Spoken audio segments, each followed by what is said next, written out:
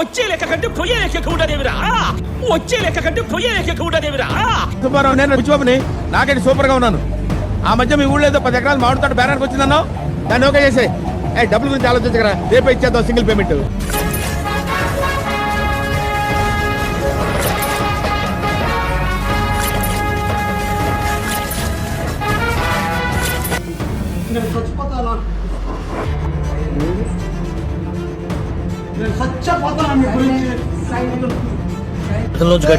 మీరు ఇచ్చేది 6,000, దాంట్లో 3,000 కట్టేస్తే నేను ఎవరి మీరు ఇచ్చేది 6,000, దాంట్లో 3,000 కట్టేస్తే నేను ఎవరి మీరు